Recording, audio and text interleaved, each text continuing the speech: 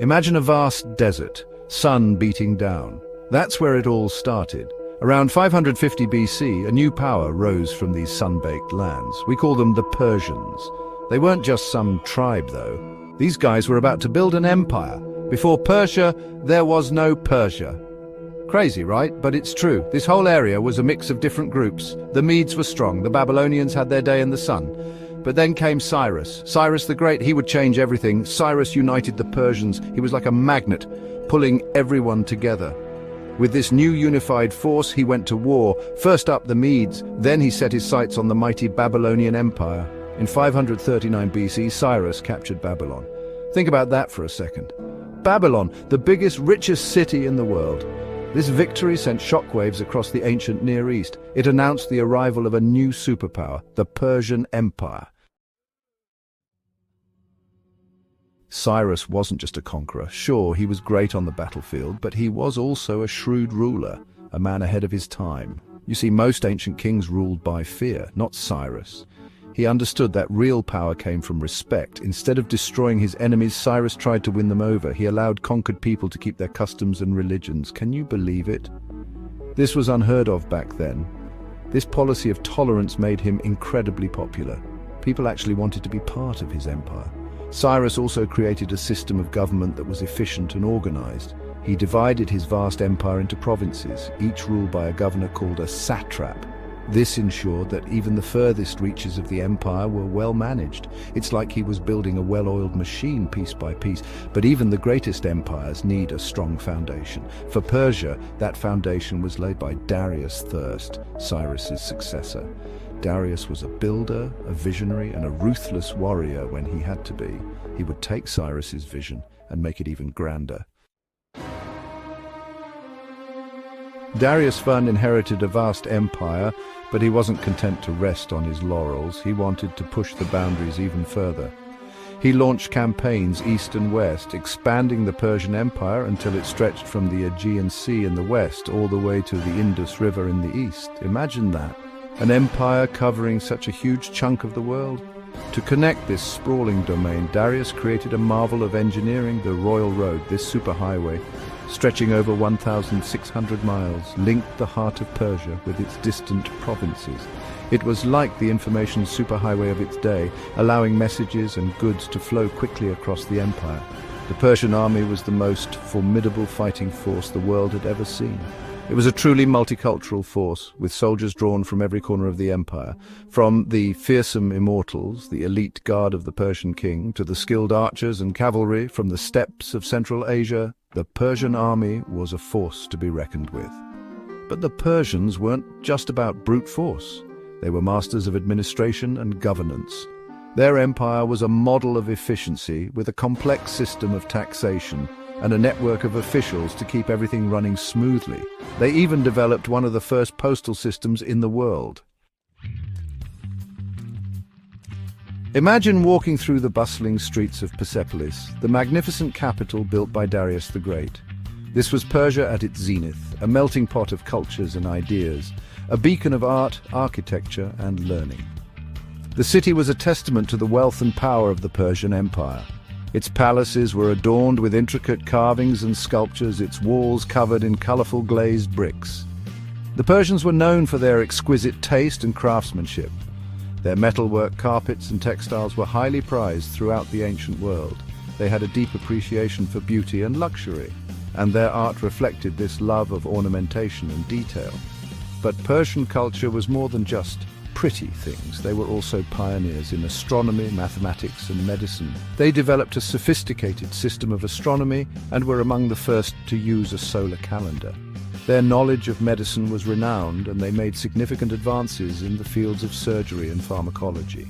One of the most enduring legacies of the Persian Empire was its religion, Zoroastrianism. This ancient faith, founded by the prophet Zoroaster, emphasized the eternal struggle between good and evil, light and darkness. It had a profound influence on the development of Western thought, influencing the beliefs of Judaism, Christianity, and Islam. Section 5, Xerxes and the Greeks' hubris meets Spartan shield. The story of the Persian Empire isn't just one of triumph and glory. Like all empires, it had its share of setbacks and defeats, and no defeat was more legendary, more etched in the annals of history than the Persian wars against the Greeks. It all started with Darius's son, Xerxes I. After crushing a rebellion in Egypt, Xerxes turned his attention to Greece. He assembled a massive army, a force so large it was said to have drunk rivers dry. His goal to avenge his father's defeat at the Battle of Marathon and bring the Greek city-states to their knees. The Persians were used to winning. They were the superpower of their day, accustomed to crushing their enemies. But the Greeks, though divided, were a different breed. They were fiercely independent, willing to fight tooth and nail for their freedom. The Persians faced the Greeks at famous battles like Thermopylae, where 300 Spartans held off the entire Persian army for days, and Salamis, where the Athenian navy outmaneuvered the much larger Persian fleet. These victories against all odds showed the world that even the mightiest empires could bleed. Section 6 cracks in the armor, internal strife and shifting sands. The Persian Wars, though ultimately victories for the Persians, exposed vulnerabilities within the empire. The cost in blood and treasure was immense, and the defeats at Marathon, Salamis and Plataea had dented the aura of Persian invincibility. Internal strife began to plague the empire. Succession crises, revolts in the provinces and ambitious satraps vying for power weakened the central authority of the Persian king. The once well-oiled machine of the Persian Empire was starting to sputter. Adding to these internal pressures were external threats. The rise of new powers on the fringes of the empire, like the Macedonians in the west, posed new challenges. The Persians, once masters of their domain, were now facing a world in flux. The empire was also facing economic challenges. The vast wealth accumulated through conquest had led to inflation and a decline in trade.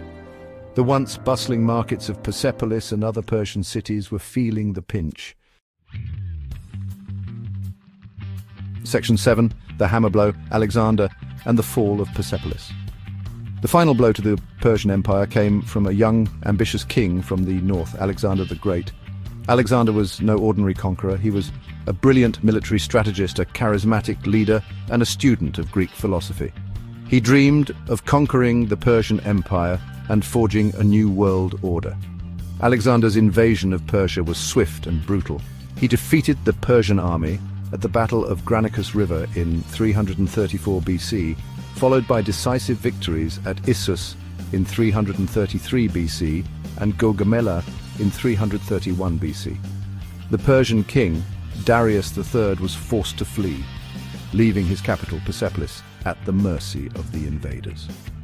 The fall of Persepolis in 330 BC marked the end of the Persian Empire. Alexander's soldiers looted the city, carrying off its treasures and burning its palaces to the ground. It was a symbolic end to an empire that had once ruled over half the known world. But Alexander's conquest was more than just a military victory. It was a cultural clash, a collision of two worlds. Alexander, steeped in Greek culture, saw himself as a liberator, freeing the peoples of the East from Persian tyranny. He encouraged the adoption of Greek customs and language, ushering in a new era of Hellenistic influence. Section 8. Echoes of Persia the Empire's enduring legacy. The Persian Empire may have fallen, but its legacy lived on. Its influence can be seen in the art, architecture, religion, and political thought of the civilizations that followed. The Persians were masters of infrastructure, and their roads, canals, and irrigation systems continued to be used for centuries after their empire's fall. Their administrative systems, with their emphasis on centralized governance and efficient taxation, provided a model for later empires including the Romans and the Arabs. The Persian Empire at its height was a model of tolerance and cultural exchange. Cyrus the Great's policy of respecting the customs and religions of conquered peoples set a precedent for later rulers. The empire's embrace of diversity and its promotion of trade and intellectual exchange left an indelible mark on the ancient world. From the ruins of Persepolis to the words of ancient historians, the echoes of Persia continue to resonate today, reminding us of the grandeur, the innovation, and the enduring legacy of this once mighty empire. Section 9. What if Persia in the realm of imagination? What if the Greeks hadn't stopped Xerxes at Salamis? What if Alexander had never been born? History is full of what-ifs, and the Persian Empire offers plenty of fodder for speculation. Imagine a world where the Persian Empire had continued to thrive. Would it have eventually conquered all of Greece? Would it have clashed with the rising power of Rome? Would it have spread its influence even further east, perhaps even reaching China? Or perhaps the internal pressures that ultimately led to the empire's downfall would have eventually torn it apart anyway. Maybe the Persian Empire, like all empires, was destined to crumble under its own weight. We can only speculate, of course, but one thing is certain. The Persian Empire, even in its absence, continues to capture our imagination, reminding us of the boundless possibilities and the enduring power of human ambition.